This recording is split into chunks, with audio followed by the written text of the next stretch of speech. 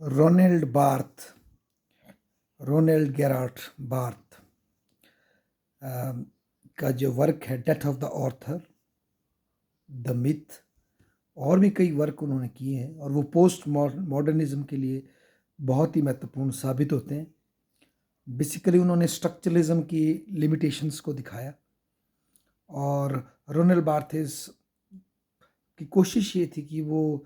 Death of the author work में वो ये दिखाना चाहते थे कि आज तक जो क्रिटिसिज्म हम किसी किताब का करते हैं, किसी कोई लिटरेरी क्रिटिसिज्म हम किसी पुस्तक का, साहित्य का करते हैं, तो सबसे पहले हम उसके ऑर्थर की सोच, उसका पर्सनल बैकग्राउंड और क्या वो कहना चाहता है अपने टेक्स्ट में, उसको देख कर करते हैं। बार्थेस जबकि ये कहते हैं कि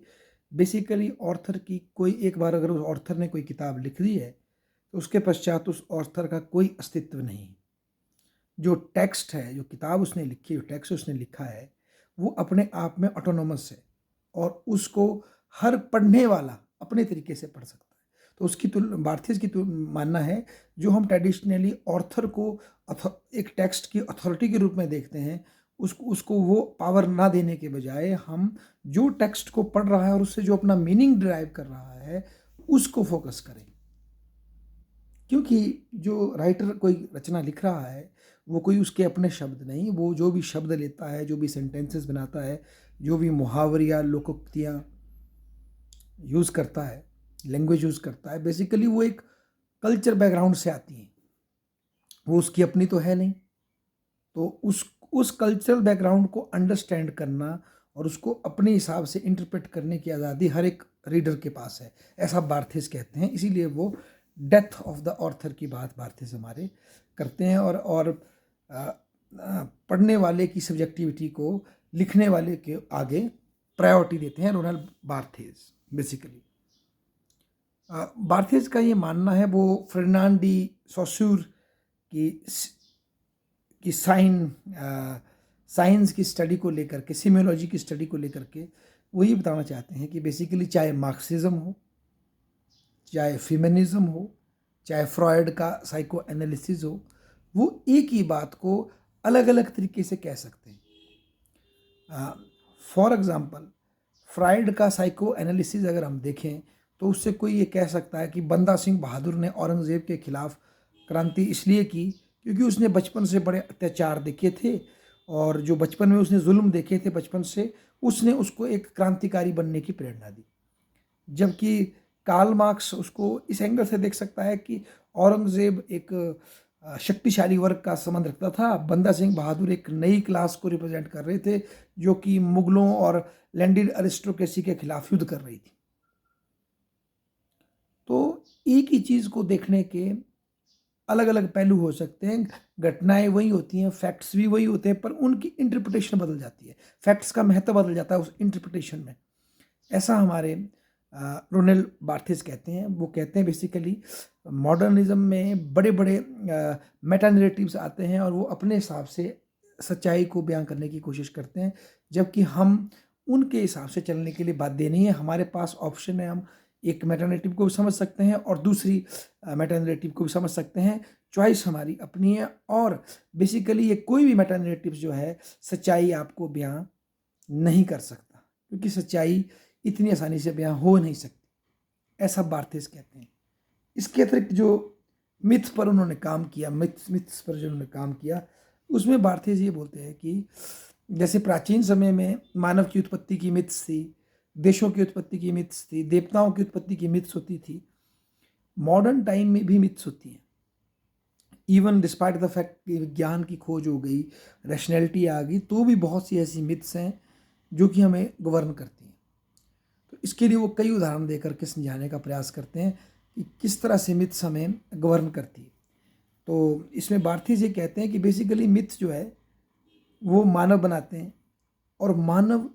उसके थ्रू जो कोई पॉलिटिकल एलीट या जो भी इसको तैयार कर रहा है वो एक मैसेज कन्वे करना चाहते हैं जो कि इनहेरेंटली पॉलिटिकल है। फॉर एग्जांपल अगर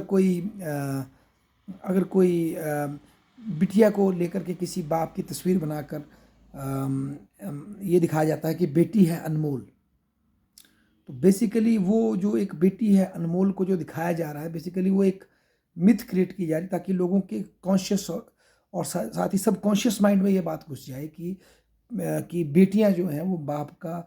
जो सर है वो फ़क्र से ऊंचा कर सकती है और हमें बेटियों के साथ भेदभाव करने की ज़रूरत नहीं है। तो बेसिकली मिथ तब पावरफुल बन जाती है जब वो लोग उसको इंटरनलाइज कर लेते हैं, उनको एक्सेप्ट कर लेते हैं, उसके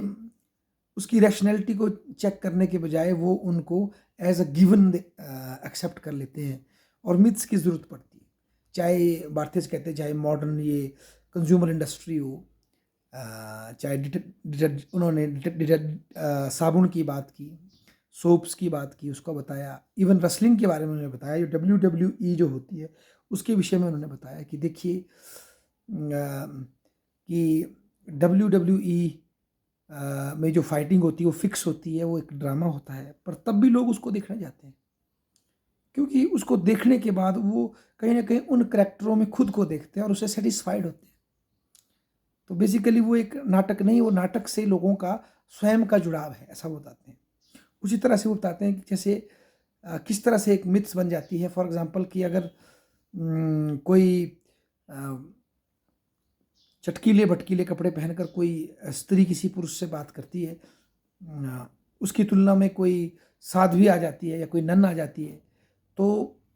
दोनों एक ही बात करें, दोनों ही नमस्कार कर रही है, संपर्क स्थापित कर रही है, पर सामने वाला उससे जो मीनिंग जो लेगा वो डिफरेंट लेगा,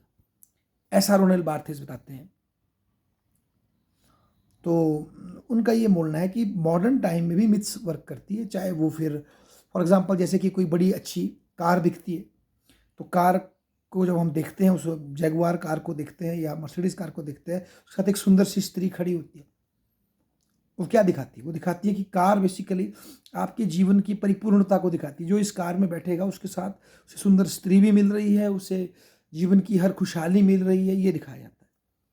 तो एक प्रोडक्ट जब बेचा जाता है तो उसको ओन करने का मतलब होता है आपकी पूरी ज़िंदगी में ट्रांसफॉर्मेशन। जैसे कि एक चिंगम की मैं उदाहरण देता हूँ, मेंटोस का उदाहरण देता हूँ मैं। एक चिंगम मेंटोस की बहुत अच्छी ऐड आई थी, जब उसको कोई भी खाता है तो वो एकदम कूल हो जाता है, उसका जीवन को समझने का एंगल ही बदल जाता है। तो मतलब प्रोडक्ट भी अपने आप में एक मिथ लेकर आते हैं। इसको अगर आप ऑन करेंगे तो वो मिथ नेचुरली आप फील करना शुरू कर देंगे, इस तरह की स्थिति हो जाती है। फॉर एग्जाम्पल नाइकी के शूज़, नाइकी के वो पहनते हैं तो इसका मतलब आप स्पोर्टी हैं, आप फिजिकली फिट की तरफ पहुंच जाते हैं, एक इस तरह की मिथ बना दी गई है। तो ऐसी बात रोनाल्ड बार्थेस कहते हैं और हमें इन मिथ्स को हम डीमिस्टिफाई भी कर सकते हैं, पर उसके लिए कॉन्टेक्स्ट को बदलने की ज़रूरत है। ये डीमिस्टिफाई भी हो सकती हैं। इस तरह की बात रोनाल्ड बार्थेस करते हैं। धन्यवाद।